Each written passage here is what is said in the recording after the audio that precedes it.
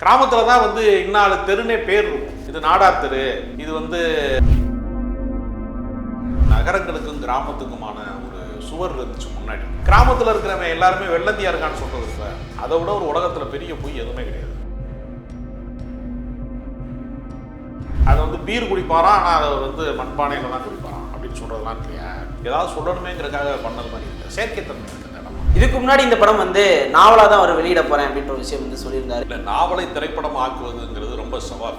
ஒருவேளை அங்கே ஒரு ஆண் ஒரு பெண் இருந்தனால அது ஓடிடுச்சு.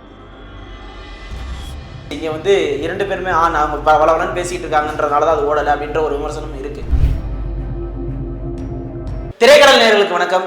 இன்னைக்கு நம்ம கூட யார் நினைச்சிருக்காங்க அப்படின்னு பார்த்தீங்கன்னா, சினிமா மற்றும் அரசியல் விமர்சகர் ராஜகம்பீரன் அவர்கள். சார் வணக்கம். வணக்கம் சார். மெய்யழகன் ரிலீஸ் ஆகி நல்ல ஒரு வரவேற்பை பெற்றுட்டு இருக்கு. பல பேர் கண் கலங்கி தேட்டர் விட்டு வெளியே வரதெல்லாம் பார்க்க முடியுது. படம் பார்த்துட்டீங்களா? எப்படி சார் இருக்கு படம்? 96 திரைப்படத்தை இயக்கிய பிரேம்குமாரினுடைய அடுத்த படம் சூர்யா ஜோதிகாவுடைய தயாரிப்பு நிறுவனத்திலிருந்து வருகிறது. மிக நீண்ட இடைவெளிக்கு பின்னால் அதிகமான படங்களை நடிக்காமல் இருக்கிற அரவிந்தசாமி வந்து அதில் முக்கியமான கேரக்டர் நடிக்கிறாரு. கார்த்தி எப்போவுமே ரொம்ப கேஷுவலாக, ரொம்ப ஒரு இயல்பான நடிப்பில் வந்து மிகுந்த தனித்துவம் கொண்ட ஒருவராக வந்து ஒரு சிறந்த நடிகராக வந்து அவர் பெர்ஃபார்ம் பண்ணக்கூடியவர் அப்படிங்கிறதுனாலேயே ரொம்ப ஒரு ஆர்வம் இருந்தது. அதில் ஏறத்தாழ 96 டீமே வந்து அவங்க வந்து கிட்டத்தட்ட அதே இசையமைப்பாளர், அப்புறம் அந்த டீமை வந்து மெயின்டைன் பண்ணியிருக்கிறாங்க. ஒரு பெரிய எதிர்பார்ப்போடு தான் படத்துக்கு வந்து போனோம். ஆனால் இங்கே என்ன நடந்துச்சு அப்படின்னா, ஒரு ஃபீல் குட் மூவிக்கான முயற்சி வந்து ஃபர்ஸ்ட் ஹாஃபில் பிரமாதமாக ஒர்க் அவுட் ஆயிடுச்சு. ஒரு கல்யாணத்துக்காக ஊருக்கு போன ஒரு திரும்பி போகிற ஒருத்தர் சென்னையில் வசிப்பதற்காக கிராமங்களில் வாழ்ந்தவங்க, ஒரு காலத்தில் வந்து பெரிய அளவில் வாழ்ந்தவங்க, சொந்த வீட்டையெல்லாம் வந்து இழந்துட்டு அல்லது விற்றுட்டு இந்த மாதிரி மாநகரங்களுக்கு குடி போனதுக்கு பின்னாடி ஏதாவது ஒரு விசேஷத்துக்கு நம்ம போகும்போது பல பேருக்கு பல அனுபவங்கள் இருக்குது. இப்போ நானே சென்னைக்கு வந்து ஒரு 20 வருடங்கள் ஆகிவிட்டது. அன்னைக்கு குழந்தை பருவமாக இருந்தவனுங்க வந்து இன்றைக்கி வந்து என்ன பண்ணுவான்னா, திடீர்னு ஒருத்தன் பார்க்கும்போது என்ன மாமா சௌக்கியமான ஒருத்தன் கேட்பான் நம்மளை. அவன் யாருன்னு நமக்கு தெரியாது. ஏன்னா நம்ம 20 வருடங்களாக நம்மளும் அந்த ஊருக்கு ஒரு கெஸ்ட்டாக, சொந்த ஊருக்கே நம்ம வந்து ஒரு கெஸ்ட்டு மாதிரி போகிறதுனால கண்டிப்பாக அப்போ இருக்கிறவன் வந்து அவனுக்கு ஒரு 6-7 வயசு இருக்கும்போது அவன் நம்மளை பார்த்துருப்பான். இப்போ வந்து ஒரு 20 வருஷங்கிறப்ப அவனுக்கு 27 வயசு ஆகும். அவன் வளர்ந்துருப்பான். நம்மளை குழந்தை பருவத்தில் பார்த்ததுனால அவனுக்கு நம்மளை அடையாளம் தெரியும். நம்ம அவன் வளர்ச்சியை பார்க்கறதுனால நம்மளுக்கு அடையாளம் தெரியாது. அப்போ அவங்க வந்து உறவு முறைகளை வந்து கொண்டாடக்கூடியவங்களாக இருக்கிறாங்க அப்படின்னு சொன்னால், அது அந்த அன்பில் நனைகிற ஒரு கேரக்டராக வந்து அரவிந்த்சாமி வந்து பிரமாதமாக நடிச்சிருக்காரு. இயல்பாக நடிச்சிருக்காரு. எங்கேயுமே ஒரு மிகை உணர்ச்சி கிடையாது. அதே மாதிரி வந்து அந்த முதல் காட்சியிலேயே திருமண வீட்டில் வந்து அந்த கேமரா வீடியோ பண்ணக்கூடியவர் வந்து திருப்பும் போது ஒரு பொண்ணு ஓடி வந்து, ஒரு மிடில் ஏஜில் இருக்கக்கூடியவங்க ஒருத்தர் வந்து, என்ன மச்சான் நல்லா இருக்கியா அப்படின்னு கேட்டு, நீ எப்படி இருக்க அப்படின்னு அரவிந்த்சாமி கேட்பாரு. உன்னையவே கல்யாணம் பண்ணியிருக்கலாம், உன்னையவே நான் கல்யாணம் பண்ணியிருக்கலாம், வெளியூருக்கு கட்டி கொடுக்குறதான்னு சொல்லி உள்ளூர்லேயே கட்டி கொடுத்தாங்க, வாழ்க்கை வந்து நல்லா இல்லாமல் போச்சு, அவருக்கு ஒழுங்காக வேலை கூட போகிறதில்ல, பிடிச்சி விட்டு கிடக்காப்புல அப்படின்ட்டு ஒரு விஷயத்த, ஒரு வாழ்க்கையை வந்து மிஸ் பண்ண ஒரு விஷயத்த வந்து ஒருத்தர் சொல்கிறது. அந்த மாதிரி இடம்லாம் வந்து டச்சிங்கான இடங்கள் வந்து நிறையா இருக்காதுங்க. சார், இங்கே உறவுகளை பற்றி பேசுகிற படம்ன்றது ரொம்ப கம்மி ஆயிடுச்சு. ஏன்னா ரீசெண்டாக ரத்தம் சதை அப்படின்ற மாதிரி தான் போய்கிட்டு இருந்துச்சு. உறவுகளை பற்றி பேசினாலுமே இங்கே பல படங்கள் அதில் ஜாதியை வந்து மிக்ஸ் பண்ணிடுவாங்க. அந்த மாதிரியான விஷயங்கள் நடந்திருக்கு. இந்த படத்தை எப்படி ஹேண்டில் பண்ணியிருக்காங்க? இதுக்குள்ளே இருக்காது. அந்த வீடு வந்து ரொம்ப நீளமாக இருக்குன்னு சொல்லும் போதெல்லாம் வந்து எப்பொழுதுமே யாருக்கு கிராமத்து நினைவுகள் சுகமாக இருக்குது அப்படின்னு ஒரு கேள்வி இருக்கிறது. ஒரு ஒடுக்கப்பட்ட சமூகத்தில் இருக்கிறவனுக்கு வந்து கிராமம் வந்து வலி மிகுந்ததாக இருக்கிறது. அதுதான் மாரி செல்வராஜுடைய படங்கள்லாம் காட்டுது. ஆனால் மாநகரங்களுக்கு இடம்பெயர்ந்ததில் யார் மகிழ்ச்சி அடைகிறாங்க கிராமத்துக்கு போகிறோம்னா, ஏற்கனவே சொந்தமாக நிலம் வச்சுருக்கிறவங்க, சொந்த வீடு வச்சுருக்கிறவங்க, அங்கே ஒரு இயற்கையான சுகபோகமான வாழ்க்கைக்குள்ளே இருந்தவங்களுக்கு தான் அது இனிய நினைவுகளாக இருக்கும். தந்தை பெரியார் கூட சொல்லியிருக்காரு, கிராமத்தை விட்டு முதல்ல வெளியேறு, அப்போ தான் சாதியை விட்டு வெளியேற முடியும்னு சொல்கிறார். ஏன்னா மாநகரத்தில் வந்து ஜாதி இல்லைன்னு சொல்ல முடியாது, ஜாதியை கொண்டாட முடியாத ஒரு நெருக்கடியில் எல்லாருமே இருக்கான். பக்கத்து அப்பார்ட்மெண்ட்டில் இருப்பான், அவன் என்ன ஆளுகன்னு எனக்கு கேட்க முடியாது, கேட்க வேண்டிய அவசியமும் இருக்காது, கேட்கவும் பரபரப்பான ஓட்டத்திலே இருக்கக்கூடிய சூழ்நிலை. அப்போ வந்து இயல்பாகவே வந்து என்னென்னா, மாநகரத்தில் இருக்கக்கூடிய அடுக்குமாடி குடியிருப்புகள் இந்த மாதிரி விஷயங்கள்லாம் ஏறத்தாழ ஒரு சமத்துவபுரம் தான். சமத்துவபுரங்கிற திட்டமே வந்து ஏறத்தாழ எங்கன்னா கிராமங்களுக்கானதான். அது கிராமத்தில் தான் வந்து இன்னாலு தெருனே பேர் இருக்கும். இது நாடார் தெரு, இது வந்து அப்படின்னு ஒரு குறிப்பிடுவாங்க. இந்த தெரு வந்து இன்னாளுக இருக்கிற தெரு அப்படிங்கிறதே அதில் வரும். அப்போ அதுக்குள்ளே வந்து சாதி மதம் வந்து ரொம்ப பெரிய அளவில் வந்து இன்னும் வந்து வலிமையாக இருக்கிற, அந்த இருக்க முடியாமல் இருக்கிற ஆணவ படுகொலைகளுக்கெல்லாம் அதான் காரணமாக இருக்குது. அதனால் இதற்குள்ள சாதி வந்து ஒரு ரோல் பண்ணுது. ஆனால் அதை நோக்கி கதை நகரலை. அது ஒரு ஆரோக்கியமான விஷயமா நான் பார்க்குறேன். ஆனால் அந்த கார்த்தியோட கேரக்டர் எப்படி பார்க்குறீங்க சார்? ஏன்னா வந்து அவர் கொடுத்த சைக்கிளே ஒரு சாமியாக பார்க்கக்கூடிய தருணம்லாம் ஏற்படுது. அப்போ அந்த இடத்துல அவரோட மனநிலை மாறாமல் இல்லை, அது வந்து ஒரு மிகை உணர்ச்சி தான். அதாவது எப்படின்னா, இன்னைக்கு நகரங்களுக்கும் கிராமத்துக்குமான ஒரு சுவர் இருந்துச்சு முன்னாடி. என்னன்னா, நான் ஒரு உதாரணத்துக்கு சொல்கிறேன். நான் வந்து இந்திரா காந்தியை வந்து சுடப்பட்ட போது, துப்பாக்கியால் சுடப்பட்ட போது, அவங்களுடைய மெய்காப்பாளரே சுட்டார் அப்படிங்கிற செய்தி வந்தபோது, அன்றைக்கு ஜனாதிபதியாக இருந்த ஜெயில் சிங்குங்கிறவர் வந்து வெளிநாட்டில் இருக்கிறார்.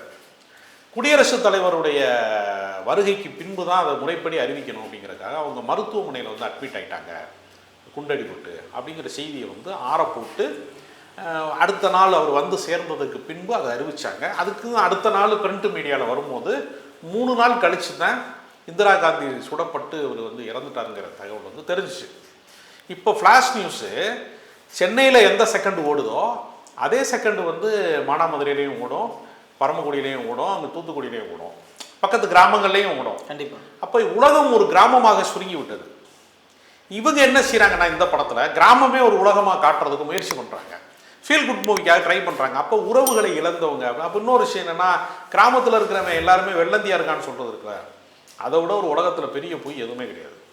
அங்கேயும் விவரமானவன் இருக்கிறான், ஏமாத்துறவங்க. இவர் வீட்டையே ஏமாற்றி வாங்கிட்டாங்கன்னு தான் கதையாக தொடங்குது. ஆமாம். அப்போ கிராமத்தில் இருக்கிற எல்லாருமே வெள்ளந்தி மனிதர்கள்லாம் கிடையாது. அப்படி ஒரு நம்பிக்கை இருக்கிறது.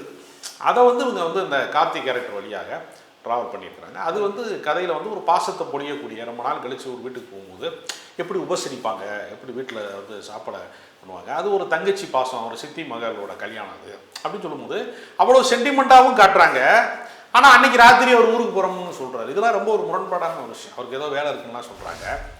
ஒரு மாநகர வாழ்க்கையினுடைய நெருக்கடியில் சிக்கி இருக்கிற ஒரு மனிதன் தன்னுடைய வேர்களை தேடி தன் கிராமத்திற்கு ஒரு விழாவுக்கு போகிற போது அந்த சொந்த பந்தங்களோட அன்பில் நெகிழ்ந்து அதுக்குள்ளே இருக்கிற ஒரு கேரக்டர் வந்து இவ்வளவு அன்பு காட்டுற இவன் யாருன்னு கூட எனக்கு தெரியல, இவன் யாரு அப்படின்னு சொல்கிற இடத்த வந்து கிளைமாக்ஸ் வச்சுருக்காங்க. ஓகே. இப்போ கார்த்தியோட நடிப்பு ஒரு பக்கம் இருக்க, கதையை வந்து அரவிந்த் சாமிகிட்ட இருந்து தான் தொடங்குது. இப்போ அவரோட கதை செலெக்ஷன் பார்த்தீங்கன்னா குறிப்பிட்டு தான் பண்ணுறாரு, இந்த கதைகள் மட்டும் தான் பண்ணணும் அப்படின்ட்டு. இந்த கதையை அவர் தேர்ந்தது காரணம் என்னவா இருக்கும்னு நினைக்கிறீங்க? இன்னொன்று, அவர் பண்ண நிறைய எமோஷன்ஸ் வந்து இதில் கன்வே இருக்குது. முக்கியமாக சொல்ல போனால் அந்த இன்டர்வலுக்கு அப்புறம் அவர் வீட்டை விட்டு அந்த கிளைமேக்ஸ் கிட்ட ஓடுவார், கார்த்தி கிட்ட சொல்லாமல் அவர் போகும்போது ஒரு சிங்கிள் ஷாட்ன்ற மாதிரி வச்சுருப்பாங்க. அது எப்படி சார் பண்ணுறீங்க? இல்லை, அந்த இடத்துல வந்து அவர் விடியும் போது தான் வெளியேறி போகிறார். அவன் தூங்கிடுறான், இரவு முழுக்க பேசிகிட்டு இருக்காங்க, தூங்கிடுறான். அந்த பூக்கார மாட்டேன் இந்த வீட்டில் இருக்கிறவன் பேரனன் கூட கேட்டால் கூட ஏறத்தாழ கதை முடிவுக்கு அங்கேயே கூட வந்திருக்கும். இன்றைக்கி இருக்கிற காலகட்டத்தில் அறிவியல் தொழில்நுட்பம் வளர்ந்த இன்றைய காலகட்டத்தில் ஒருத்தர் பேரை போட்டால் ட்ரூ காலர்லேயே பேர் வந்துடுது. அதே ஒரு கிளைமாக்ஸ்க்காக அரை மணி நேரம் மண்ணு கட்டுறதுக்கான அவசியம் இருக்கான்னு நமக்கு தெரியலை. இந்த கதைக்குள்ளே என்ன ஒரு இந்த படத்தில் எல்லாமே ப்ளஸ்ஸாக இருந்தாலும் எது மாபெரும் மைனஸ்னால், ஒரு இரவு 2 பேரும் வந்து ஒரு பீர் பாட்டில் வச்சு குடிச்சிக்கிட்டு ஊர்க்கதை பேசுகிறோங்கிற பேரில் காளமாட்டில் தொடங்கி, காளமாடாவது அந்த ஜல்லிக்கட்டாவது வந்து கதையில் கொஞ்சம் கிராம வாழ்க்கையோட கொஞ்சம் தொடர்புடையது, சம்மந்தமே இல்லாமல் தூத்துக்குடி துப்பாக்கி சூடுங்கிறது, ராஜராஜ சோழன் காலத்தில் என்ன நடந்துச்சுங்கிறது, நம்ம முன்னோர்கள் வரலாறு நமக்கு தெரிய மாட்டேங்குதுன்னு சொல்கிறது, ஜான்சி ராணி லட்சுமிபாய் வரலாறு தெரியும், வீரமங்கை வேலுநாச்சியார் நமக்கு தெரியாதுங்கிறது, இங்கே இருக்கிறவங்களுக்கு தமிழ் தெரியல. கதைக்குள்ளே வந்து கதையை தாண்டி வெளியில் போய் நிறைய பிரசங்கம் இருக்குது. அதனால் இடையில நாம் தமிழர் கட்சி கூட்டம் மாதிரியே இருக்குது சில நேரம். வந்து அந்த டைலாக்கெல்லாம் வந்து அவர் வந்து கதைக்கு வெளியே போய் நிறைய விஷயம் போயிட்டாங்க. அந்த போர்ஷன் வந்து அந்த அணைக்கட்டில் உட்காந்து பேசுகிற போர்ஷனுங்கிறது அந்த படத்துக்கு அவசியமே இல்லாத ஒரு போர்ஷனாக இருக்குது. அது ஏன் அவ்வளவு லென்த்தாக பண்ணாங்க? இந்த உறவுகளுக்குள்ளேயே நிறையா கதைகள் சொல்லியிருக்கலாம். இப்போ வந்து ஒரு உதாரணத்துக்கு அரவிந்த் சாமியை தேடி வந்து ஒரு பொண்ணு அப்படின்னு ஒரு கேரக்டர் இருக்கு இல்லையா, அதுக்கு ஒரு ஃப்ளாஷ்பேக் சொன்னால் கூட ஒரு காதல் கதை வந்துருக்கும். அதுக்குள்ளே நிறைய உறவு சார்ந்த விஷயங்களுக்குள்ள எப்படி அது நின்று போச்சு அந்த கல்யாணம் கூட ஒரு கதை சொல்லியிருக்கலாம். வேறு வேறு கதைகள், கிளைக்கதைகள் இதுக்குள்ளே நிறைய இருக்குது. அதையெல்லாம் விட்டு சம்மந்தமே இல்லாமல் வந்து அரசியல் பிரச்சனை. நான் அரசியல் பேசக்கூடாதுங்கிற அர்த்தத்தில் சொல்லலை, அதை நோக்கி கதை இல்லை. இந்த கதைக்கு சம்பந்தமே இல்லாமல் ஒரு விஷயத்தை பேசுறதுன்னு ஒன்று இருக்கு. ஒருவேளை கிராமத்தில் இருக்கிறவனோட மனநிலை அப்படிதான் இருக்குது, நாம் தமிழர் கட்சி மாதிரி தான் யோசிக்கிறாங்க.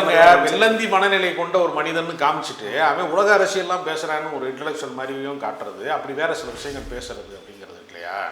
அதை வந்து பீர் குடிப்பாரான், ஆனால் அதை வந்து மண்பானையில் தான் குடிப்பாரான் அப்படின்னு சொல்கிறதுலாம் இல்லையா. அது வந்து இப்போ ஒரு யதார்த்தமே இல்லை. அது கண்டு குடிச்சான்னு சொன்னால் கூட பரவாயில்ல, எங்கேயும் கிடைக்கல, நமக்கு ஸ்பெஷலாக கொண்டு வந்து கொடுத்தாங்கன்னாலும் பரவாயில்ல. பீர் குடிக்கிறது எதுக்கு வந்து மண் கோலையில் குடிக்கிறாங்கிறதெல்லாம் வந்து சும்மா வந்து அதாவது என்ன சொல்கிறதுன்னா ஏதாவது சொல்லணுமேங்கிறதுக்காக பண்ணது மாதிரி இருக்குது, செயற்கைத்தன்மை இருக்குது அந்த இடம்லாம். ஸ்ரீதிவ்யாவோட கேரக்டர் எப்படி பார்க்குறீங்க சார்? சும்மா ஒரு 10 நிமிஷம் தான் வந்துட்டு போனாங்க. ஸ்ரீவித்யா வந்து அந்த கதாபாத்திரத்துக்கு தேவையான்னு நமக்கு தெரியல. அவருக்கு ஒரு இப்போ அரவிந்த் சாமிக்கு வந்து தேவதர்ஷினி வந்து துணை கதாபாத்திரங்களை நடிக்கிறவங்க தான், ஆனால் அவங்க ஜோடியாக நடிச்சிருக்காங்க இல்லையா, அந்த லெவல் தான் வந்து இவங்களுக்கும் இருக்குது. அதுவும் இடையில வந்து சாப்பிட்டீங்களா நல்லா இருக்கீங்களான்னு மாதிரி 2-3 வார்த்தை பேசுகிறாங்க, அவ்வளோதான். அதுக்கு அந்த கேரக்டர் ஒரு கதாநாயகி தேவையா அப்படின்னு ஒரு விஷயம்லாம் இருக்குது. அதனால் கிராமத்து வாழ்க்கையில் இன்னும் பதிவு செய்யப்படாத நிறைய விஷயங்கள் இருக்குது. ஆனால் ரொம்ப மேம்போக்கா கதையை வந்து டயலாக்கை நம்பி பேசிக்கிட்டே இருக்கிறாங்க. 2 பேருக்கான உரையாடல் மாதிரியே இருக்கு படம். ஆமாம் சார், எந்த இடத்துலையுமே கதை வேற எங்கேயும் நகர்ந்து போகல. நம்ம காட்சி பூர்வமாக ஒரு கதையை வந்து கொண்டு போகிறதுக்கு பதிலாக நிகழ்ச்சியான பல விஷயங்களை பண்ணுறதுக்கு பதிலாக அப்படி கதை ரொம்ப மேம்போக்காக இருக்குது. 3 மணி நேரம் அப்படின்றது வந்து உங்களை எங்கேயாவது சோர்வடைய வைக்குதா? அதில் என்ன சந்தேகம் உங்களுக்கு? ரொம்ப டயர்டாகிடுச்சு. செகண்ட் ஹாஃப்லாம் சில பேர் தூங்கிட்டாங்க, கொஞ்சம் பேர் பாப்கார்ன் தீர்ந்த உடனே கிளம்பிட்டாங்க. அதெல்லாம் நடந்துச்சு. அதில் ராஜ்கிரனோட நடிப்பு எப்படி சார் பார்க்குறீங்க? வந்த ஒரு 4 சீன்னாலுமே ராஜ்கிரண் வந்து ரொம்ப தளர்ந்துட்டார், வயதாகி விட்டது. ஒரு தாத்தா கேரக்டர் நடிச்சிருக்கிறாரு. ஆனாலுமே கூட வந்து ஒரு எமோஷ்னலான சில சீன்ஸ் வந்து பிரமாதமாக பண்ணியிருக்காரு. அவர் ரோல்லாம் வந்து இயல்பாக தான் இருக்குது, எந்த இடத்துலையுமே ஆர்டிஃபிஷியலாக எதுவுமே இல்லை, ரொம்ப இயல்பூட்டமாக இருக்குது. கல்யாண வீட்டில் இருந்து அவர் திரும்ப அந்த பஸ்ஸை தவற விடுற இடம்லாம் ரொம்ப சூப்பராக இருக்குது. வந்து நாட்டு சக்கரை டீ குடிக்க போகிறது பசும்பாலில், நகர வாழ்க்கையில் மிஸ் ஆன விஷயங்களுக்கான அதெல்லாம் வந்து ரொம்ப சூப்பராக இருக்குது. நிறையா இடங்கள் வந்து ரொம்ப சிறப்பானதாக இருக்குது. இசை ரொம்ப முக்கிய பங்கு அளிக்குது இந்த படத்தில் அப்படின்னு சொன்னேன்னா, கமல் அவரோட குரலில் அந்த பாடல் வரும்போது அது ஒரு பக்கம் தாக்கமாக இருந்துச்சு. அதை ஃபீல் ஆச்சா சார்? அந்த ஒரு பாட்டு மட்டும்தான் அந்த படத்தில் தேருது. இசை வந்து மண்ணின் இசையாக இல்லை. இந்த படம் வந்து ஏறத்தாழ வந்து இளையராஜா, என்ஆர் ரகுநந்தன் அந்த மாதிரி ஒரு மண் சார்ந்த கலைஞர்களுக்கான ஒரு படம். சம்மந்தமே இல்லாமல் தான் வந்து பின்னணி இசை நல்லா இருந்துச்சு, பாடல்கள் பெருசாக இல்லை. ஒரு நேட்டிவிட்டி படத்துக்கான இசையாக அது ஃபுல்ஃபில் ஆகலை. பாடல்கள் வச்சிருக்கணும்னு சொல்ல வரீங்களா அந்த 3 மணி நேரத்தில்? இல்லை, பாடலுக்காக மட்டும் இல்லை, ஒரு நேட்டிவிட்டியாக வந்து கனெக்ட் ஆகலை இசை வந்து அந்த படத்துக்கு. இந்த படத்துக்கான இசையாக அது இல்லை. இதுக்கு முன்னாடி இந்த படம் வந்து நாவலாக தான் அவர் வெளியிட போகிறேன் அப்படின்ற ஒரு விஷயம் வந்து சொல்லியிருந்தாரு. அது ஏற்கனவே எழுதிட்டாரு, அதை பப்ளிஷ் மட்டும் தான் பண்ணல. மற்றபடி கதையாகவுமே அதை தான் மற்றவங்கள்ட்டையுமே கொடுத்துருந்தாரு. முன்னாடி வந்து எடுத்துருக்கிறாங்க, இது முன்னாடி நாவல்லாம் வந்து படமாக எடுத்துருக்கிறாங்க. இது எப்படி இருக்குன்னு நினைக்கிறீங்க? இல்லை, நாவலை திரைப்படம் ஆக்குவதுங்கிறது ரொம்ப சவால். இப்போ மோகமுள்ளுங்கிற ஒரு கதை வந்து எழுத்தாக படிக்கும் போது வாசிக்கும் போது நிறையா பேரால் கொண்டாடப்பட்ட ஒரு கதை. படமாக பார்க்கும்போது ரொம்ப பேர் ஏமாற்றம் அடைஞ்சாங்க, என்னையாது அப்படின்ட்டு. மகேந்திரன் வந்து இயக்குனர் மகேந்திரன் வந்து அவர் உயிரோடு இருந்த காலத்தில் இந்த படத்தை நான் பார்க்க மாட்டேன், மோகமுள்ள நான் பார்க்க மாட்டேன் அப்படின்னாரு. ஏன்னு கேட்டாங்க. என்னுடைய காதலியை வேறொருத்தன் கல்யாணம் பண்ணிட்டு போயிட்டேன், அந்த ஃபீல் எனக்கு கொடுக்கும், நான் பார்க்க மாட்டேன் அப்படின்னாரு. எழுத்து வடிவமாக இருக்கிற கதையை காட்சி வடிவமாக மாற்றுற போது ஒரு கெமிஸ்ட்ரி ஒர்க் அவுட் ஆகணும். அது இந்த கதைக்குள்ள ஒர்க் அவுட் ஆகவே இல்லை. அதனால் ஏறத்தாழ வந்து அவர் நாவலாக எழுதியிருக்க வேண்டிய கதை அப்படின்னு அவர் சொன்னாருங்கிற விஷயம் வந்து அது அந்த தன்மையில் தான் இருக்கே தவிர ஒரு காட்சி பூர்வமாக மாறலை, அது உணர்ச்சி பூர்வமாக அது மாறலை. ஒரு சில இடங்கள் சிறப்பாக இருக்குது. இந்த படம் வந்து பார்க்க வேண்டிய படமா பார்க்கக்கூடாத படமான்னு கேட்டால் பார்க்க வேண்டிய படம் தான். இன்னும் பெட்டராக வந்திருக்க வேண்டிய ஒரு படத்தை ஓவர் கான்ஃபிடென்ஸில் வந்து கெடுத்திருக்காங்கன்னு கூட சொல்லலாம். அந்த கதைக்குள்ளே நிறைய போதாமைகள் இருக்குது. ஓகே சார், நீங்கள் சொல்கிறீங்க. ஆனால் வந்து 96மே வந்து அது ஒரு உரையாடல் சம்மந்தப்பட்ட கதை மாதிரி தான் இருக்கும். அதில் வந்து த்ரிஷா இருப்பாங்க, விஜய் சேதுபதி இருப்பாங்க. ஒருவேளை அங்கே ஒரு ஆண் ஒரு பெண் இருந்தனால அது ஓடிடுச்சு. இங்கே வந்து 2 பேருமே ஆண், அவங்க வளவலன்னு பேசிகிட்டு இருக்காங்கன்றனால தான் அது ஓடலை அப்படின்ற ஒரு விமர்சனம் இருக்குது. அது எப்படி பார்க்குறீங்க? இல்லை, எப்போவுமே பெண்ணை வந்து மையமாக வைத்து சொல்லப்படுகிற கதைகளில் தான் வந்து எமோஷ்னல் பெருசாக ஒர்க் அவுட் ஆகும். 2 ஆண்கள் அப்படிங்கிறப்ப இந்த 2 பேச்சுலர் பேசிக்கிட்டாங்கன்னா எப்படி இருக்கும், அதுக்கான ஃபீல் ஒன்று இருக்குது. ஆண் பெண் உரையாடலுக்குள்ளே இருக்கக்கூடிய எமோஷ்னல்னு ஒன்று இருக்குது. இதில் வந்து பெண்களோட கதாபாத்திரம் எல்லாமே நீங்கள் முதல்ல குறிப்பிட்டது மாதிரி அந்த மனைவி கேரக்டர்லேருந்து, அந்த மச்சான் ஓடி வர கேரக்டர்லேருந்து, தேவதர்ஷினி கேரக்டர்லேருந்து எந்த கேரக்டருமே பெண்களை மையப்படுத்தி அந்த கதைக்குள்ளே எதுவுமே இல்லை. பெண்களை மையப்படுத்தாமல் ஒரு குடும்ப உறவு சார்ந்த ஒரு கதைகளை சொல்லுவது, ஒரு கிராமிய வாழ்க்கை சார்ந்த கதைகளை சொல்லும்போது அதுக்குள்ளே வந்து ஆழமாக கதைக்குள்ளே போகலை. அதாவது அகல உழுதுருக்கிறாங்க, ஆழ உழுகலைன்னு சொல்கிறது மாதிரி இந்த கதை இன்னும் டீப்பாக பண்ண வேண்டிய ஒரு கதையை மிஸ் பண்ண இடமே வந்து அந்த பெண் கதாபாத்திரங்களை வந்து இன்னும் செலுமைப்படுத்தாமல் அதை அம்போன்னு விட்டதான் காரணம். இல்லை, அந்த உரையாடல் அப்படின்ற போது அவர் ஏற்கனவே நாவலாக எழுதிட்டார். நான் படம் பார்க்கும்போது எனக்கு சில விஷயங்கள் கனெக்ட் ஆச்சு. ஃபஸ்ட்டு சீன்லேருந்து அவர் தஞ்சாவூர்லேருந்து கிளம்புறதுலேருந்தே வந்து படம் பார்க்கும்போது எனக்கு நாவலை படிக்கிற மாதிரியான ஒரு ஃபீல் வருது. ஏன்னா யங்ஸ்டர்ஸும் கனெக்ட் ஆகுதுன்னு நினைக்கிறேன். அதை எப்படி சொல்லுவாங்க? இல்லை, அப்படி இல்லை. இந்த கதையே 40 வயது கடந்தவர்கள் ஒரு சொந்த கிராமத்தை மிஸ் பண்ண ஒரு ரொம்ப ஒரு மிடில் ஏஜ் காரங்களுக்கான கதைனாங்கிறதுனால தான் அரவிந்த் சாமி மூலமாக அந்த கதை சொல்லப்படுது. அப்போ இந்த கதை வந்து சொந்த ஊரை விட்டு அந்த சொந்த ஊரில் வாழ முடியாதவர்கள் அப்படின்னு ஒரு விஷயம் இருக்குது. அதாவது நான் ஊருக்கு போயிருந்தேன், என் ஊருக்கு போயிருச்சு அப்படின்னு ஒருத்தன் சொல்லியிருந்தான் ஒரு கவிதையில். என் ஊரா இல்லை, நான் பார்த்த ஊரா இல்லை, எல்லாம் சிமெண்ட் ரோடாக மாறிடுச்சு, மண் சாலைகளாக இல்லை, நான் பார்த்தது மாதிரி எதுவுமே இல்லை, எல்லாமே அங்கேயும் வந்துருச்சுல. அங்கேயும் வந்து இன்டர்நெட் வந்துருச்சு, செல்ஃபோன் வந்துருச்சு, தொலைக்காட்சி பெட்டி வந்து எல்லாமே வந்து சேர்ந்துருச்சு, கேபிள் வயர் வந்த பின்னாடி உலகம் வந்து ஒரு கிராமமாக சுருங்கிருச்சுன்னு சொல்கிற மாதிரி எல்லா அறிவியலும் வந்துருச்சு. அப்புறம் 4 வழிச்சாலைகள்லாம் வந்ததுக்கு பின்னாடி பெரிய பெரிய மருத்துவமனைகள்லாம், பெரிய பெரிய காலேஜஸ்லாம் வந்து இப்போ வந்து அந்த நேஷனல் ஹைவேஸை ஒட்டி கிராமப்புறம்னு சொல்ல முடியல, அங்கேயும் வருது. நிறைய இடங்களில் மருத்துவக் கல்லூரி வந்துருச்சு, இந்த மாதிரி நிறைய விஷயம் வந்துருச்சு. அப்போ நகரத்துக்கும் கிராமத்துக்குமான இடைவெளி குறைஞ்சிருச்சு ரொம்ப. அப்போ ரொம்ப அப்படி வெள்ளந்தி மனிதர்களாக இருந்தாங்க, அப்படி இருந்தாங்கன்னு சொல்கிற விஷயத்துக்குள்ள ஒரு ஒட்டுதல் வேணும் அதுக்குள்ள. இது வந்து இந்த கதைக்குள்ளே எமோஷ்னல் ட்ராவல் வந்து ரொம்ப குறைவு. வந்து அந்த அந்த ஒருத்தனோட பெயர் தெரியலை, அவனுடைய நினைவு அவன் யாருன்னு தெரியலை அப்படிங்கிற அந்த தடுமாற்றம் மட்டும்தான் கதைக்கு வந்து ப்ளஸ்ஸாக நம்பி இருக்கிறார். எப்போ ஒரு படத்தை நீங்கள் விஷுவலாக பார்க்கும்போது எனக்கு வந்து இது நாவல் படிக்கிற மாதிரி இருக்குதுன்னு நீங்கள் சொல்லிட்டீங்களோ, அப்போ அது விஷுவலாக மாறலேன்னு தானே அர்த்தம். அதுக்குள்ளே ஒரு விமர்சனம் இருக்கிறதா தான் அர்த்தம். அப்போ ஃபீல் குட் மூவி எடுத்திருக்கிறாரு, நல்ல படத்துக்கு முயற்சி செஞ்சுருக்கிறாரு, அதை வந்து நம்ம வாழ்த்துறோம். இது நல்ல படமும் கூட தான். ஆனால் இன்னும் பெட்டராக பண்ண வேண்டிய படத்தை நிறைய இடங்களை தவற விட்டுருக்காரு அப்படிங்கிறதான். அந்த ஜல்லிக்கட்டு போர்ஷனும் உங்களுக்கு போர் அடிக்கிற மாதிரி இருக்கா சார்? ஏன்னா அதுதான் இல்லை, அதாவது என்ன சொல்றதுன்னா, கதை எதை நோக்கிய பயணம்னு ஒன்று இருக்குல்ல. ஜல்லிக்கட்டுக்குன்னு ஒரு தனியாக ஒரு படம் இருக்குது, ஒரு காலை சீருதுன்னா அது ஓகே. நீங்கள் சொல்ல வந்த கதை ஜல்லிக்கட்டு கதை இல்லை, நீங்கள் சொல்ல வந்த கதை வந்து இந்த தூத்துக்குடி துப்பாக்கி சூடு பற்றிய கதை இல்லை, நீங்கள் சொல்ல வந்த கதை வந்து நம்ம முன்னோர்களை நாம் தெரியாமல் விட்டு விட்டோம், நம் வரலாற்றை நாம் மறந்து விட்டோம், வேர்களை மறந்து அப்படிங்கிறதும் அல்ல. இது கதை என்னன்னா, உறவுகளை தொலைச்சிட்டோம். நம்ம நகரமயமாக்கலுடைய வாழ்க்கையில், கார்பரேட் மயமாக்கப்பட்ட இந்த வாழ்க்கைக்குள்ள நம்ம உறவுகளை தொலைச்சிட்டு நிற்கிறோம், அந்த திரும்ப அந்த உறவுகளை மீட்கிறது அப்படிங்கிறதா கதை. அந்த கதைக்குள்ளே எதுக்கு காலமாட்ட விடணும், அந்த கதைக்குள்ளே எதுக்கு வந்து துப்பாக்கி சூட்டை காட்டணும், அந்த இடத்துக்குள்ளே வந்து எதுக்கு வந்து நீங்கள் வேறு அரசியல் பேசணும், அதுக்காக நீங்கள் அதுக்குன்னு ஒரு பொலிட்டிக்கல் ஃபிலிம் எடுங்க. இப்போ பேராண்மைன்னு ஒரு படம் வருது, பொலிட்டிக்கல் படம், அந்த மாதிரி ஒரு படம் எடுத்தால் அது பரவாயில்ல. இது வந்து அதில் கொஞ்சம் இதில் கொஞ்சம் அப்படிங்கிறது மாதிரி கதம்ப மாலையாக கட்டுறது இருக்குல்ல, ஒரே மாலையாக ஒரே பூக்களின் மாலையாக கட்டாமல் கதம்ப மாலையாக கட்டுறது இருக்குல்ல. அதனால் இது ஒரு ஃப்ரூட் மிக்சராக தான் இருக்குது அந்த படம். பல விமர்சனங்கள் இருந்தாலும் அது நல்ல படம் அப்படின்ற ஒரு ஸ்டாண்டர்ட்லேருந்து போயிட்டு இருக்கு சார். அது மேலும் அதாவது இந்த சினிமா வந்து ரத்தம் தெரிக்காத, ஆயுதங்கள் இல்லாத, கொடூரமான காட்சிகள் இல்லாத ஒரு ஃபீல் குட் மூவி அப்படிங்கிறது நமக்கு சந்தேகம் இல்லை. இன்னும் கொஞ்சம் பெட்டராக வந்திருக்க வேண்டிய படம், இன்னும் சிறப்பாக வந்திருக்க வேண்டிய ஒரு படம். முதல் பகுதி வந்து ரொம்ப சிறப்பாக வந்து ஃபர்ஸ்ட் ஹாஃப் வந்து ரொம்ப சிறப்பாகவே இருக்குது, செகண்ட் ஹாஃபில் கொஞ்சம் சொதப்பியிருக்காங்க. ஆனாலும் இது பார்க்க வேண்டிய படம் தான், கொண்டாடப்பட வேண்டிய படம். ஓகே சார், இதே மாதிரி நம்ம வேறு டிஸ்கஷன் வந்து நம்ம மீண்டும் சந்திக்கலாம் சார். நன்றி சார்.